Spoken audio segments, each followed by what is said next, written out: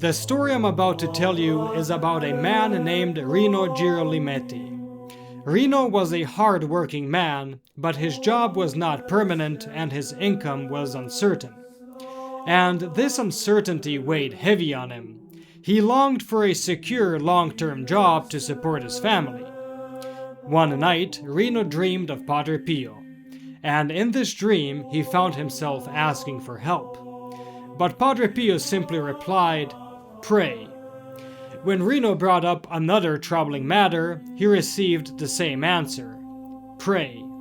Even when he asked for another favor, the response remained unchanged, "Pray." It became clear to Rino that there was nothing else to do but pray. 6 months of persistent prayer passed, and yet nothing had changed. Then, during the winter of 1959, Rino and his wife traveled out of town to spend the holidays with her parents. A few days after the New Year celebration, Rino dreamed of Padre Pio once again. But this time, the dream was very different. Padre Pio instructed Rino to return home the very next day. But Rino objected. "Father, we planned to return on January 6th because my wife goes back to work the day after."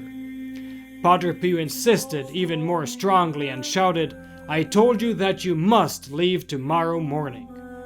Rino suddenly woke up, shaken by the dream.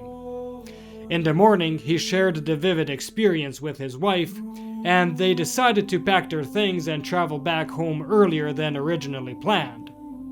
As soon as Rino opened the door of his house, something caught his attention. A telegram notice that had been sitting there for several days. Without wasting time, he rushed to the post office and discovered it was an invitation to a job interview at a bank. He then rushed to the bank's address, and upon entering, the director exclaimed, "Mr. Girolimetti, you have finally come. If you hadn't shown up today, we would have hired someone else." Rino's prayers were finally answered. He got the job and remained there until retirement.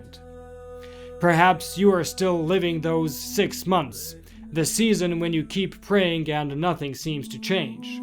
Your prayer is not wasted, even when you cannot see God's answer. As Padre Pio would often say, pray, hope, and don't worry. If stories like this inspire your faith, subscribe and join us each week here at Following Padre Pio.